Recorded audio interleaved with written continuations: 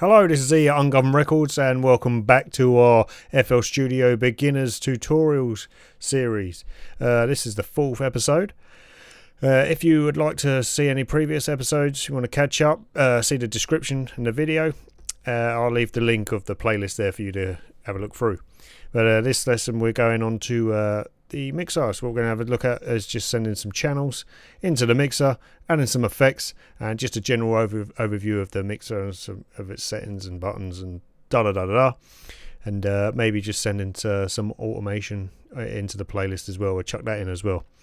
Right, so taking off from the last tutorial, which was mainly on the playlist and the piano roll, we're gonna just move on from that using the same sounds, the same setup, except I just removed all of the effects and we need to resend the channels to the mixer. Right, so let's start off with sending these channels to the mixer. So we've got a kick is set on M. Remember we click on the channel here, brings up the channel settings, and you see it says track and it says M for master. So if we just scroll up, either left click and drag, or just scroll up with your scroll wheel on your mouse and then move that to where it says kick. We can actually, in the mixer here, remember, sorry I didn't tell you about the shortcuts. Here we go. Here it says F9, says it there, remember, just to double check. It says there F9, there's a mixer button there, you can pick that up. You can, quickly before we move any further, you can actually change the look. Yours might come up like this, as it is in a wide view, which we could actually use for this tutorial, I suppose, which would probably be easier. We use it on a wide view, or we got more wide, there we go, and wide 3, but I'm actually going to use compact 2. I use a lot of instruments when I'm making a beat, usually, well, sometimes depending on what sort of beat it is. I like to have a big overview of everything. I don't like scrolling through stuff, that's just a personal preference. So anyway, this is the mixer. Let's go back to this is the mixer. You got your standard drop down menu in the corner here, a couple of little settings up here. We won't go through today, we're just going to concentrate on the main interface of it today. Don't worry about this channel here. This is where I'm recording with my mic. I'm recording straight into Edison, as we can see here. My voice is coming out as I'm talking to you. It's being live recorded. So back on the master channel, back on channel 1, sorry, we have the kick. The kick here is assigned to track channel number 1. Sweet as. We'll send the hats off to channel 2. Preferably you may want to, if they're the same sound, so it doesn't really matter. Otherwise, if they were separate sounds, I would place them on separate channels. So let's go down to snare. The snares as well, they are actually different snares, but for the sake of this video I'm just going to slap them on the same channel. Oh, didn't mean to adjust that pitch there. Oh yeah, remember, that's another quick tip. If you do accidentally move a knob or a slider somewhere and you just didn't want to do anything, set it back to reset, you can click in your mouse scroller and that will do it. I think it's Alt and click. Yep, Alt and click, left click will also reset that parameter back to the factory settings, not to what you had it at. Alright, so the 2 snares has been sent to track 3 because we've got track 3, we've got it labelled up there, and we want to send the piano over to the piano number 4. Right, if you, obviously I set this up in the previous session, I didn't show you. If you want to change the name, they usually just come in as labelled here. You can see inserts. You can, if while you're selected on the mixer itself, you can, like with anywhere, like with changing the channel name or the pattern name, you can change it by hitting F2 and typing in, you know, whatever you want it to be. You can also right click it and you can rename it here and change the color as well, as I've put a little color coordinated up here as well, just to differentiate them and jump through. I think you can actually, I don't know if you can on this one, but no, I don't think you can. Maybe you can. On FL11 you were able to add images, like little images next to them, but I think they've eradicated that. With the sounds, so if I use a snare, get that snare going, as you can see the master will show on the dB meter of the master will show when you're playing something, and obviously it will show on the channel because the channel is linked to the master for the master output. So there's the snare playing, and that's the dB meter showing there. If I was to select that, you'd see on the master track but when I'm selected here, that is the dB meter of that sound, that particular channel, whatever's playing in that channel. You can change that to waveforms instead of, there you go, you can see the waveforms. I personally prefer to have just the dB meter so I can watch the levels. Yeah, I work quite visually instead of just using these sliders and stuff. So yeah, overview visually is better for me, but you know, each to his own. That's the way I work. Right, getting back to what we were at. Let's have a bit more of a quick overview of the mixer here. So you have your meter here, dB meter. You have your name. You have the actual number that runs across the top, which you will correlate with the channel settings where it is. So snares, track 3 above the snares, which I've renamed snares, and track 3 is all highlighted in track 3. You have the solo and mute button, so if I was to turn that off, that is now completely muted and it's like slowly dulled out. Turn that on. You can also control and left click and that will solo that. It's the same way it works on the channel mixer and the channel rack and on the playlist as well. If you were to hold control and left click on that little green button, that would solo that. Same over here, it does exactly the same, as you can get a solo of it. If you click it off, it mutes it. Same with all of these channels at the same similar settings. This little knob here just below the mute and solo button, you have the panning, so that will pan everything that is loaded into that channel. It will plan it. Here we go, 100% left and right. I would recommend using this panning other than over here. I don't know, just well, it's up to you how you work. That's the way I use my panning over here in the actual mixer itself. Instead of having all the different settings up here, I usually do it as a whole here. Then you have your volume. So it's your volume knob going up all the way up to 125, 100, and then down to 0. You just right click. I'm just clicking in my scroll button to reset that. Down here there's some other parameters going on. Track latency, compensation. You have the ARM disk recording, so you'd select that if you were to record through a mic, or if you had some sort of instrument plugged in through your audio interface to record live into the playlist. You'd be having that armed, that whatever it's called, ARM disk recording. You'd have that selected and ready to record within the playlist. So that's the quick overview of the actual desk, is what you'd see on a classic sort of music production desk. Then over here we have a drop down menu for an input. If you were to put an input in of a microphone, so for example on my mic channel here, I've got the selected input for my it says mono, but actually if I select this stereo input, I'm only getting like left input feed for some reason, so I have it on in 1 and that gives me a stereo feed through my microphone. If I go over to the the master channel, as I can see down the bottom, the out 1 and out 2, that's the actual output of the entire audio output will come through the master channel, and obviously no input through there. The only input I'm having at the moment is the microphone, which is I'm recording through Edison, as I showed you earlier. So here are the slots. You get 10 slots on each channel for each sound. Oh, I didn't remove some of those. Yeah, look, didn't change or turn off some of them. Right, so what we've done, we've sent all the channels to their separate insert on the mixer. So now we can start adjusting them. So if we play this out together,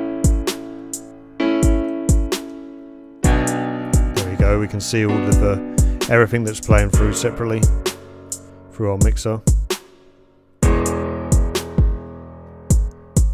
Just turn it up a bit. I might turn that piano down a little bit. It's hard to do it through the headphones other than using the monitors. I much prefer using monitors.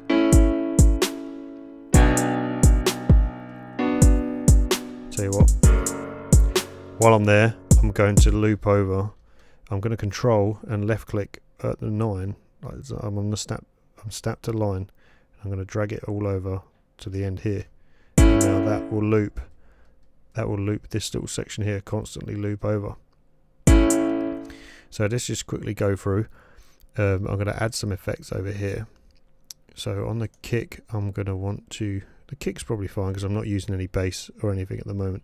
So I don't really need to remove too much low end or anything like that. Maybe take out a little bit of high end. So what I'm going to do is I'm going to click on the slots of what you want to add. And then I'm going to use Fruity stuff so it's easy for you also to follow along. And I'm going to use the Fruity Parametric 2. Gives you a nice little vast range of stuff. So as you can see, track on insert 1, we've got the EQ and the EQs here. You can also change the name of these as well. So while you're selecting them, F2, and I can say kick EQ. Oh, help if I didn't write it twice. So just in case later on you might have a lot of stuff, and if you get messy, you have loads of these EQs sitting all over the place and you won't know which one's for which. So it's good practice to rename everything really around now, just to keep nice and organized, especially when you're using a lot of instruments and sounds. It's best to keep organized, and especially if you're collabing with other people with the same program, you're sharing project files, it makes things a lot easier. It seems a lot more professional as well. So just keep that in mind. Keep tidy. If you keep that as a habit, a general habit from the start, then it will stick with you, and trust me, it will help you out in the future. Right, so if we play this out, I'll turn the piano off for now. As you can see, like most of our sound of our drums coming in, it's hitting around the low mids, around this sort of area with a lot of low end.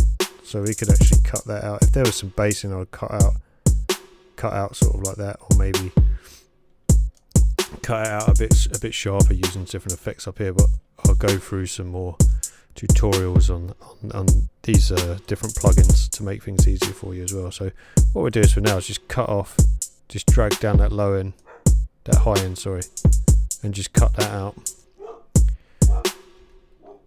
of the kick. Then maybe add, just for argument's sake now, I'm not going to mess around too much, a lick compressor just to fatten out that drum. A little bit of compression.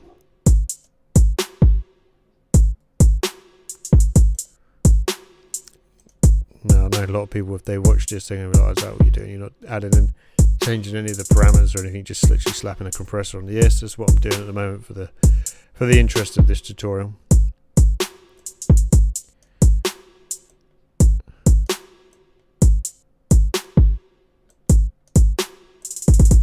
Making it a little bit more punchy. Making it just peaking that little bit up there around that low mid range, just to give it a bit more punch on the initial hit. So that's the kick. Should play it in conjunction with the piano as a whole when you're going to be adding like mixing down. It's best to do it as a whole of the track and everything you're hearing that's running together, just to get an overall feel, because obviously you don't want to have mixing.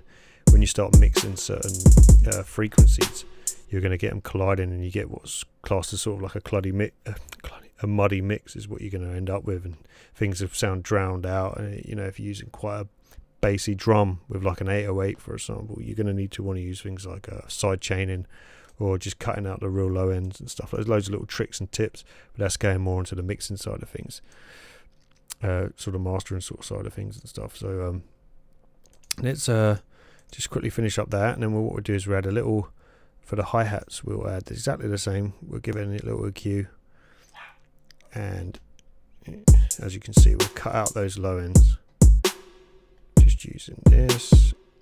Have a harsh drop off, and we pull that one to the end. Just reset that. There we go, highlight that high bit. Yeah, highlight the highness in that hi-hat and drop out any other, if there's any like little snaggy low end sounds on it, it just cleans it up nicely. I might actually add a little bit of reverb, so get a little bit of reverb on that as well. No, that's too much, splitting it up, splitting the stereo, so it's too wet. Yeah, we'll lay off the wetness on that. Cut out loads of the low end, and maybe increase the size. But then what I'm going to do is over here on these settings here you have the mute solo as well, but next to it you have the mix level. So I might just turn down the mix level of it, what mixing into the final track, so we're not getting as much of that reverb through as you can hear. So if I was to crank that right up, so if I cut that down, that's it. I just want something to give it a little bit more ambience to it, so it's not so flat. So we go on to the snare, or the snares, and the same principle. But as I'm using two snares on this, one of them's got a little bit of a low end to it. I'm just going to cut that last bit off. Where is it? There we go. And that's what I like using. Just get a nice sharp drop off to it, but then just peeking that bit out. That's it. I might drop out.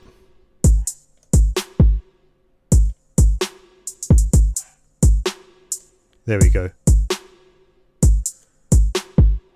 That's it.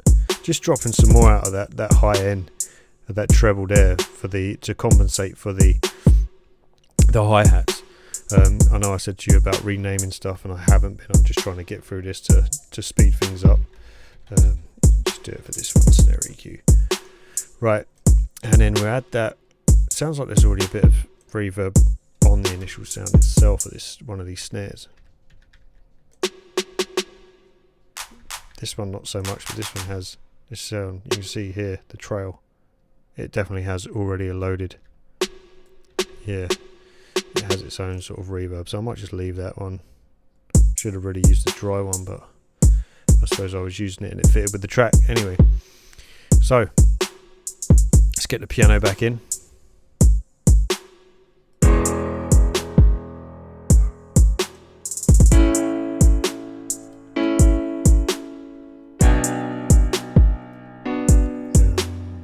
I don't actually like that when we started cutting up in the last tutorial. So get rid of those.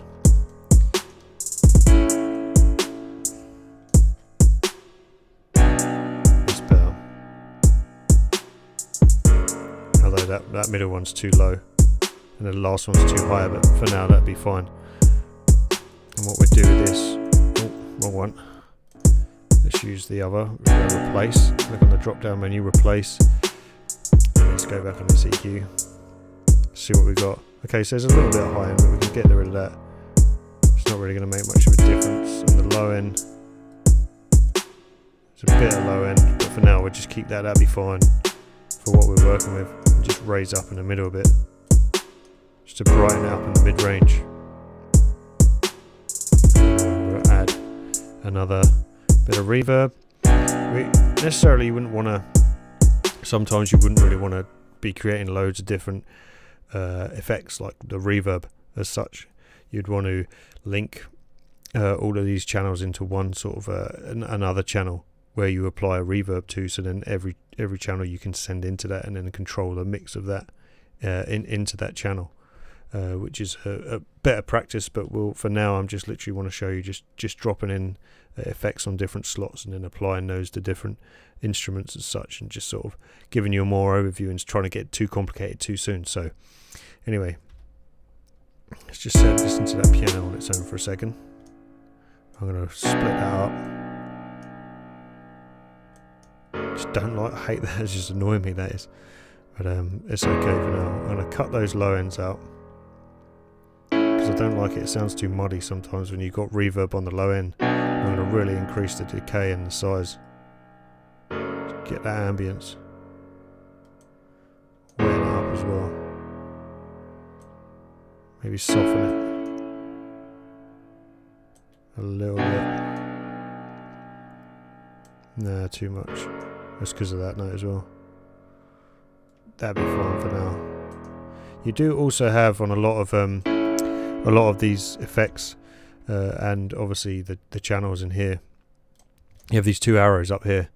And they shuffle through the presets, so you can go back with the previous preset or the next preset, or you can right click and choose. There's also a randomize setting here, which can just come up with some crazy stuff, but at the same time it does create some cool stuff sometimes as well, so it's always worth a try if you're just having a mess about. But yeah, there are presets to most of these plugins, which is real handy.